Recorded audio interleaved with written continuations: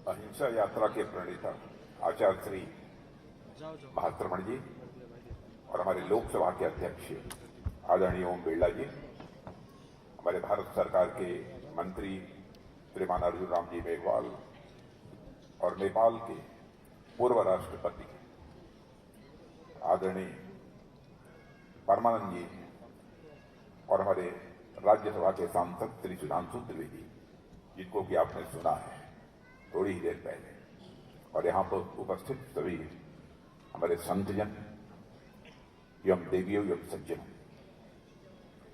यह मेरा सौभाग्य है कि मुझे पुनः दूसरी बार आचार्य श्री महात्रमण जी का दर्शन करने का अवसर प्राप्त हुआ है।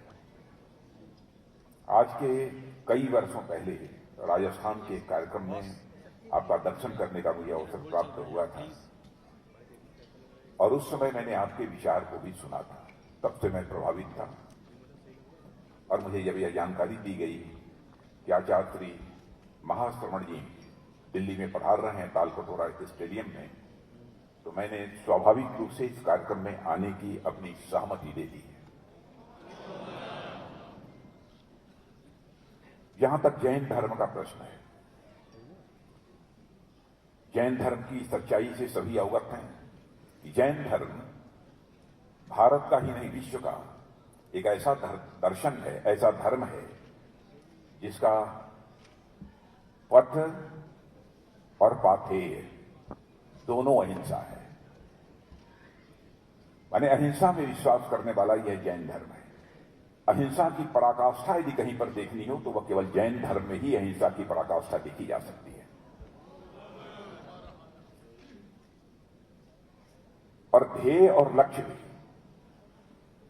अहिंसा का यदि किसी धर्म के पास है तो वह जैन धर्म के ही पास है। आज के माहौल में यदि देखें सारे विश्व में हिंसा ही हिंसा की चर्चा प्रत्यक्ष रूप से सुनने को भी आपको मिलेगी और प्रत्यक्ष रूप से देखने को भी आपको मिलेगी। इस समय आप देख रहे हैं कि आतंकवाद की घटनाएं भारत की नहीं बल्कि आतंकवाद के साथ साथ उग्रवाद की घटनाएं भी विश्व के कई देशों में चल रही हैं। इतना ही नहीं, आतंकवाद उग्रवाद के अतिरिक्त भी मानसिक रूप से हिंसा, मानसिक हिंसा इसे कहते हैं, मानसिक रूप से लोगों का उत्पीड़न, यह भी एक समाज की एक स्वाभाविक प्रक्रिया बन चुकी है। यह भी एक प्रकार की हिंसा होती है। एक हिंसा शारीरिक होती है, एक हिंसा मानसिक भी होती है। यानी शारीरिक हिंसा और मानसिक हिंसा दोनों को जड़मूल से नकारने वाला कोई धर्म इस विश्व में है तो उस धर्म का नाम है जैन धर्म। यहां तक कि विश्व की एक सभ्यता दूसरी सभ्यता को भी निगल जाना चाहती है। द क्लैश ऑफ सिविलाइजेशन नामक एक पुस्तक सैमुअल हंटिंगटन ने लिखी है और उसमें इसका विस्तार पूर्वक उन्होंने उल्लेख किया है कि कैसे विश्व की एक सभ्यता दूसरी सभ्यता को निगल जाना चाहती है। यदि एक सभ्यता दूसरी सभ्यता को निगल जाने की कोशिश करेगी तो स्वाभाविक है यह भी एक प्रकार की हिंसा है, यह एक प्रकार की मानसिक हिंसा है। ये हम किसी को जड़मूल से समाप्त करने की बात सोचते हैं तो यह भी एक प्रकार की हिंसा है। यह दौर भी इस देश में चल रहा है और मैं तो यह मानता हूं कि दूसरों की हत्या करके यदि कोई अपने को वीर मानता है, बहादुर मानता है, तो सचमुच वो वीर और बहादुर नहीं है। जो दूसरों की हत्या करके अपने को बहादुर मानता है, बल्कि जो लोगों का बचाव करता है, जो लोगों को संरक्षण देने का काम करता है, वह व्यक्ति बहादुर है, वह व्यक्ति वीर कहा जा सकता है। हिंसा करने वाला व्यक्ति कभी बहादुर अथवा कभी वीर नहीं कहा जा सकता है। और जैसा श्री सुधांशु त्रिवेदी ने आप सबको बतलाया, लोग ये कहते हैं कि कभी युद्ध तो भगवान महावीर ने किया नहीं, फिर भी उनको महावीर क्यों कहते हैं? आप सभी जानते हैं कि जो युद्ध में विजय प्राप्त करता है लोगों की रक्षा करता है, लोगों को मारता है, उसे तो हम वीर कहते हैं। लेकिन जो इंद्रियों पर विजय प्राप्त करता है और स्वयं की इच्छाओं पर विजय प्राप्त करता है, उसे महावीर कहते हैं।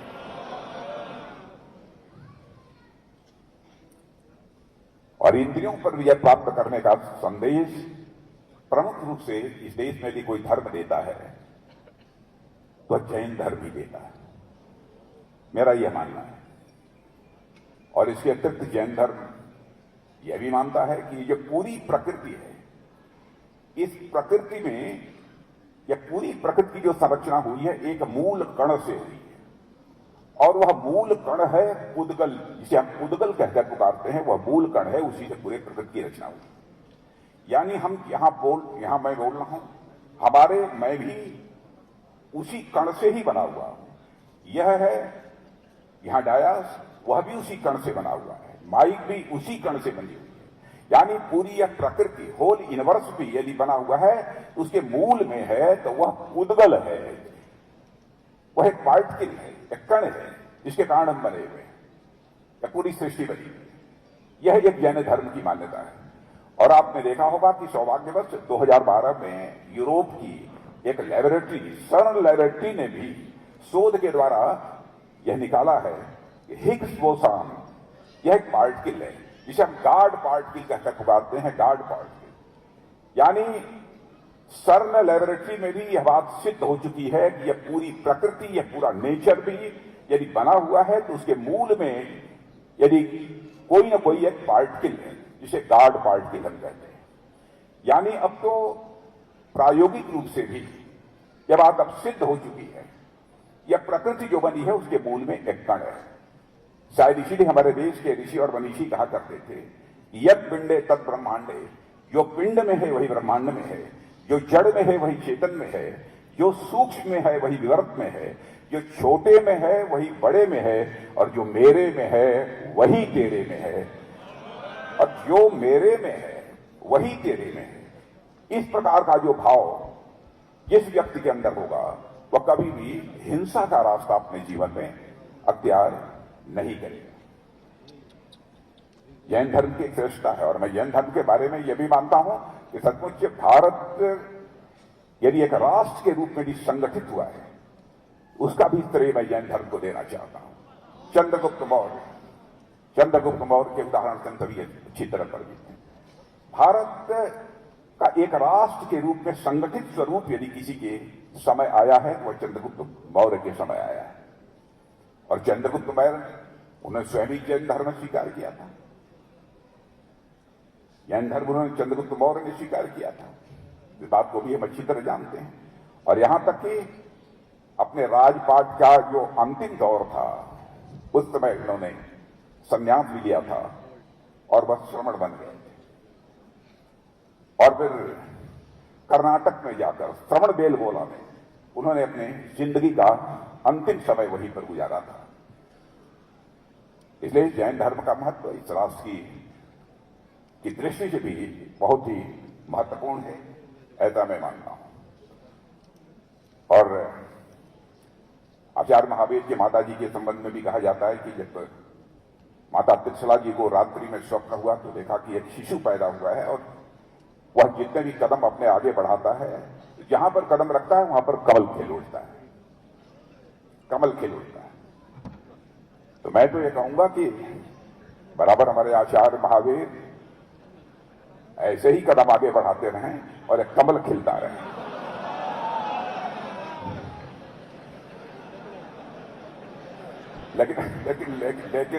लेकिन हमारी बात का अन्यथा अर्थ नहीं लगाया जाना चाहिए। मैं कोई राजनीतिक भाषण या नहीं कर रहा है, लेकिन जो कुछ भी मैं जानता हूं, जो मुझे बताया गया है, उसी आधार पर ही मैंने यह बात आपके सामने रखी। तो आज के मैंने हर मामले में जैन धर्म की एक जो श्रेष्ठता है उसकी चर्चा मैंने आप लोगों के सामने की है।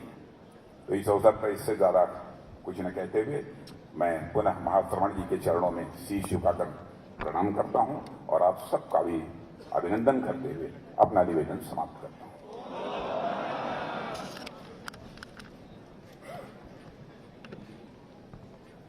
बंधुओं, अभी कार्यक्रम के मुख्य अतिथि श्री राजनाथ सिंह जी को आप लोगों ने सुना और इसके बाद अर्जुन जी मेघवाल ने तो कहा है कि मैं बाद में भी कुछ देर और रुकूंगा तो बाद में बोलूंगा। परमानंद जी झा भी बाद में बोलेंगे।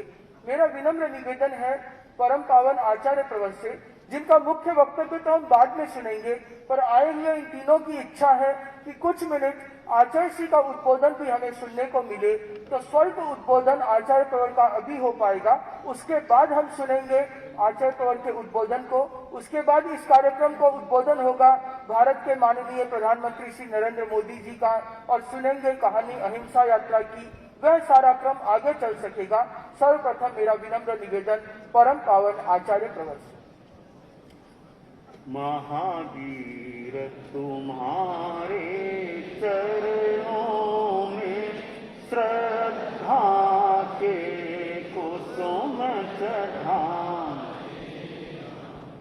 ऊंचे आदर्शों को अपना जीवन की जो